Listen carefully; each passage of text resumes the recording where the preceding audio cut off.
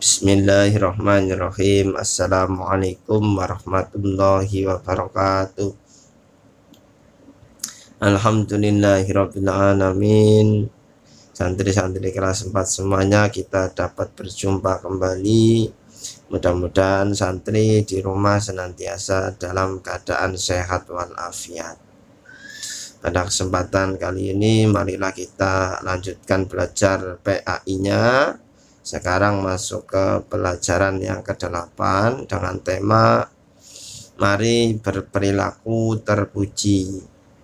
Adapun pokok bahasan dalam tema ini, mari berperilaku terpuji ini, yang pertama adalah perilaku terpuji gemar membaca. Yang kedua, perilaku terpuji pantang menyerah. Yang ketiga, perilaku terpuji rendah hati. Yang keempat, perilaku terpuji hemat. Adapun buku paket yang berhubungan dengan materi ini: 1. Buku PAI Erlangga halaman 77. 2. PAI Kementerian Pendidikan dan Kebudayaan halaman 79. Seperti biasa, sebelum Pak Amir mulai menyampaikan materi, silakan santri siapkan buku catatan untuk nanti membuat ringkasan materi agar mudah ketika mau belajar, agar mudah ingat, mudah memahami ya. Oke, kita lanjutkan slide-nya. Masuk ke pokok bahasan yang pertama, yaitu gemar membaca. Gemar membaca, poin yang pertama, merupakan akhlak mahmudah atau akhlak yang terpuji. Lawannya akhlak mahmudah yaitu akhlak mazmumah atau akhlak yang tercela. Kemudian poin yang kedua, gemar artinya suka sekali, membaca artinya memahami apa yang tertulis. Jadi gemar membaca artinya suka sekali, atau perilaku ya, perilaku suka sekali untuk memahami apa-apa yang tertulis. Artinya ketika santri kelas 4 mempunyai perilaku gemar membaca, setiap ada kesempatan, setiap ada waktu luang, itu digunakan untuk membaca. Membaca bisa apa saja ya, baca buku pelajaran, membaca koran, membaca majalah, membaca berita ya. Apalagi sekarang eranya digital, kita bisa membaca berita digital lewat online ya. Banyak sekali bacaan ya di sekitar kita.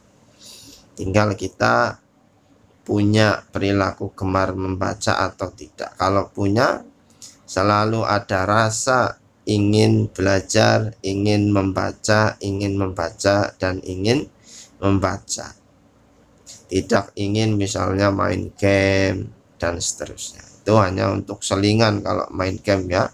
Selingan setelah membaca agar rileks kembali pikirannya, santai kembali, bisa diselingi main game sebentar. Kalau sudah rileks, membaca lagi, belajar lagi, seperti itu ya. Itu perilaku santri yang gemar membaca. Setiap ada kesempatan, setiap ada waktu, dimanapun, kapanpun, setiap ada yang bisa dibaca akan dibaca.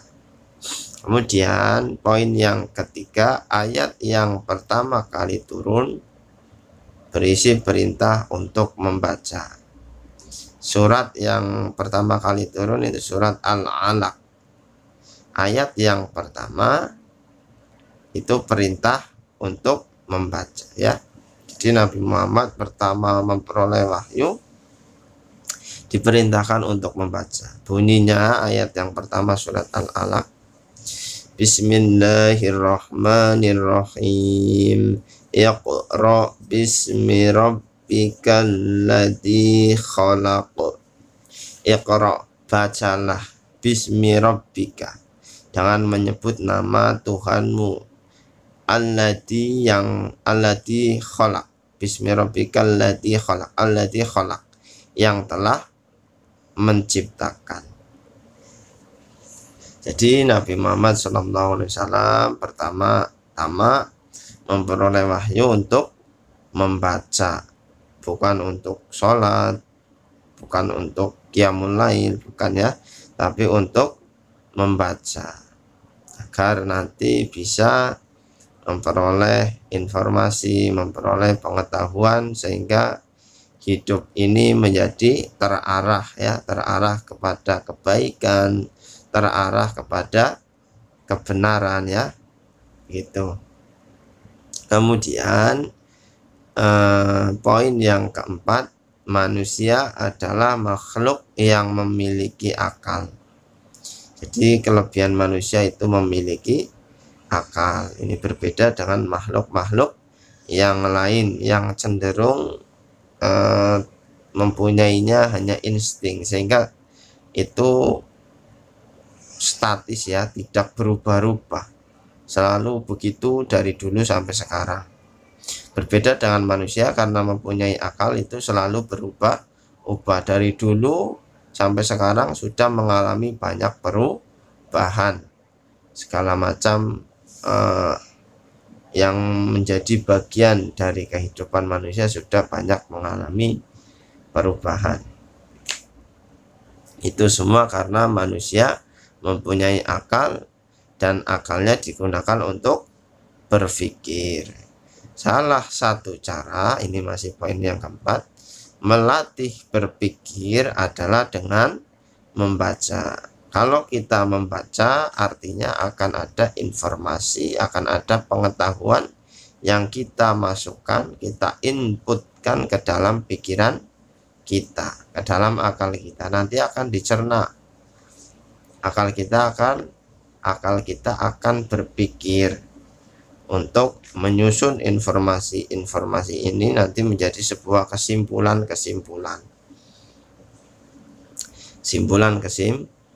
sebuah pengetahuan.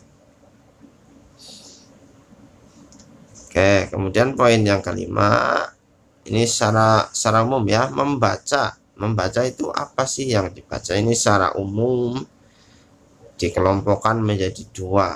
Yang pertama, ayat-ayat Allah. Kalau Pamir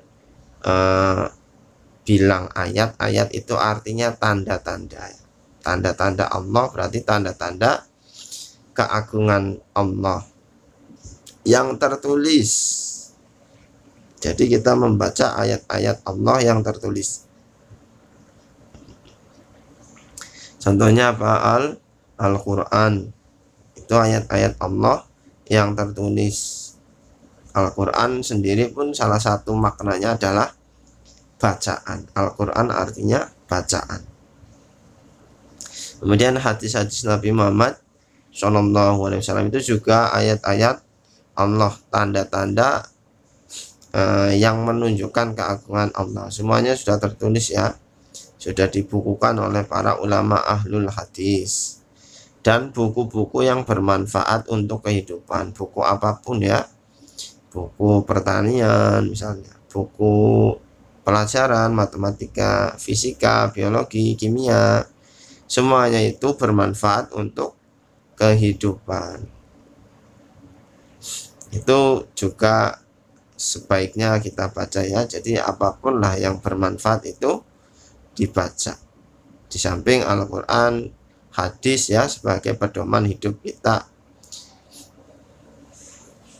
Tapi buku-buku yang bermanfaat untuk kehidupan artinya menunjang kesuksesan kita di kehidupan dunia ini ya, sebaiknya dibaca juga.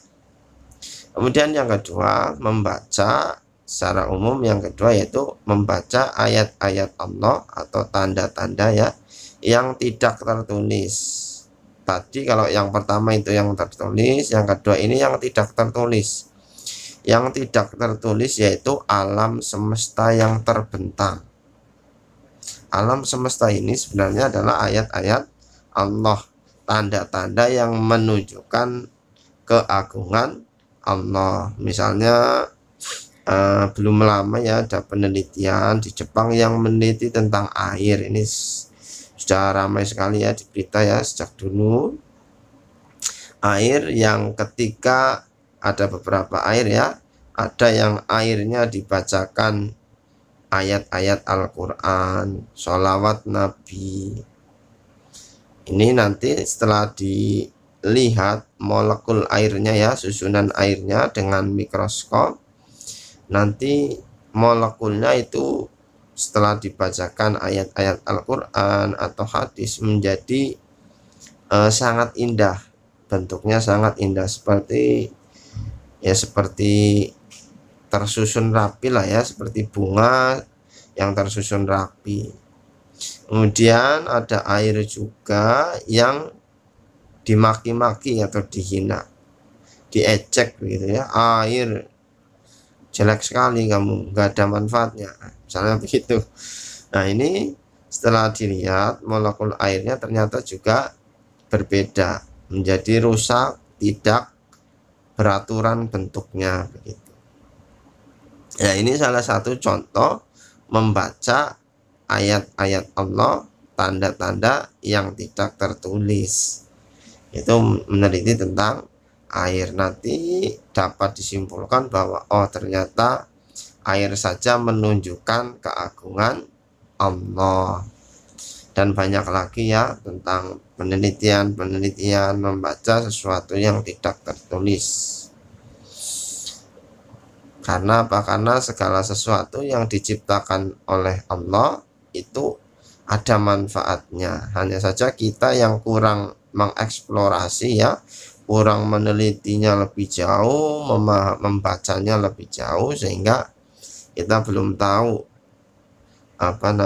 hikmah dibalik apa-apa yang diciptakan oleh Allah Subhanahu wa Ta'ala yang ada di alam semesta ini. Poin yang ke-6, tujuan dari membaca yaitu untuk menyaksikan keagungan Tuhan, keagungan Allah Subhanahu wa Ta'ala. Jadi Allah itu maha agung. Biarpun tidak ada kita manusia, Allah itu sudah maha agung. Ketika manusia diciptakan dan hidup di muka bumi ini, tujuannya untuk menyaksikan keagungan Allah, hanya untuk bersaksi. Kita kan bersyahadat, saya bersaksi bahwa tiada Tuhan selain Allah dan Nabi Muhammad adalah utusan Allah. Saya bersaksi bahwa akan keagungan Allah. Kalau kita punya ilmu pengetahuan hasil dari membaca sesuatu yang tertulis, membaca sesuatu yang tidak tertulis, yang terbentang di alam semesta, pada intinya tujuannya yaitu untuk menyaksikan keagungan Allah Subhanahu wa Ta'ala. Jadi nanti setelah yakin bahwa Allah itu maha agung ya, kita sudah memahami betul-betul, nanti semakin mantap ibadahnya, semakin kuat imannya, semakin banyak amal solehnya. Kemudian slide terakhir, manfaat gemar membaca. Ini secara umum ya, manfaat gemar membaca: 1. Menjadikan kita pintar. Santri yang rajin membaca artinya banyak informasi yang masuk ke dalam pikirannya, nanti diolah, difikirkan ya, sehingga lama-lama kalau sudah banyak santri itu menjadi pintar, menjadi pandai. Ketika ada soal-soal, pertanyaan-pertanyaan, semuanya tahu, semuanya bisa menjawab, karena informasi yang cukup banyak di dalam pikirannya yang nanti bisa diolah menjadi sebuah jawaban. Kemudian menambah pengetahuan dan informasi ya, tentunya membaca itu menambah pengetahuan dan informasi kita. Ini karena sangat penting ya, makanannya akal, makanannya otak, yaitu informasi, pengetahuan. Kemudian yang ketiga, memperbanyak ide ya. Santri yang gemar membaca, di samping pintar karena punya pengetahuan dan informasi, juga nanti bisa melahirkan ide-ide baru, melahirkan kreativitas baru ya, menciptakan sesuatu yang baru, alat-alat yang baru seperti itu, dan bisa menyelesaikan permasalahan-permasalahan.